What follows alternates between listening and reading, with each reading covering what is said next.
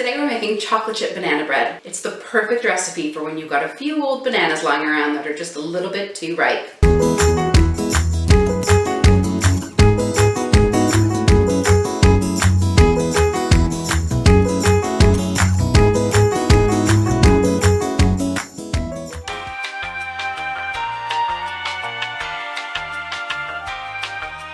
Let's get our oven preheated to 170 degrees centigrade or 325 degrees Fahrenheit. It's quite a low oven for banana bread because you don't want to burn the top, and it takes a while for that moist batter to really cook on the inside. Here are the ingredients you'll need for this recipe. Feel free to pause. I'll list the ingredients in the description below. Let's get these bananas mashed. You can use whatever mashing tool you'd like. I'm just using a fork, although a potato masher is probably the easier option. So let's mix up our dry ingredients. We'll add plain flour, a bit of salt, some baking soda or bicarb soda, and baking powder. Just give that a mix. I like to add my chocolates to the dry ingredients because it helps them suspend a little bit better in the loaf.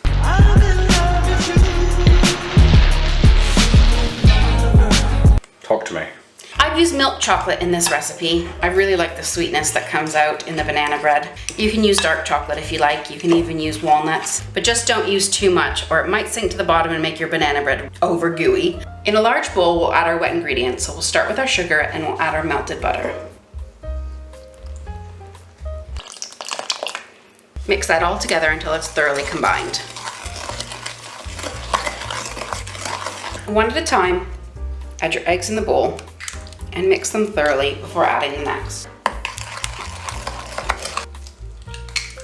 Aren't those golden yolks beautiful? They really add a richness to the recipe. Add 2 teaspoons of vanilla. Now we're gonna add the bananas in.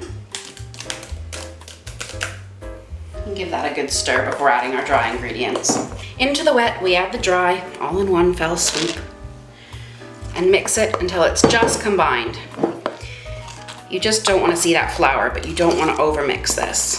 Scrape that batter into your prepared loaf tin. Just give that a little spread out so that it's even in the pan.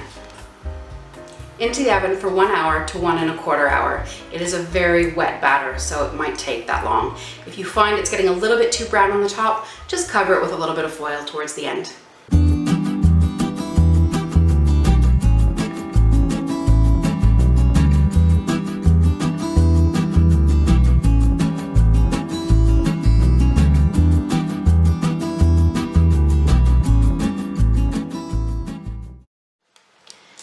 Leave the banana bread to cool in the tin. You can check it's done by taking a skewer and just poking it into the center and making sure it comes out clean.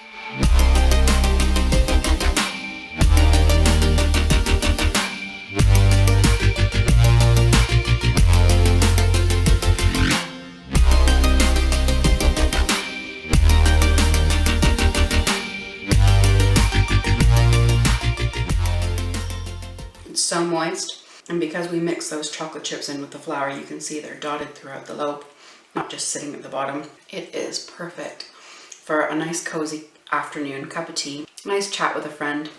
Delicious. That's it for my chocolate chip banana bread. Make sure to like and subscribe for more cooking, baking, and cats. See you soon.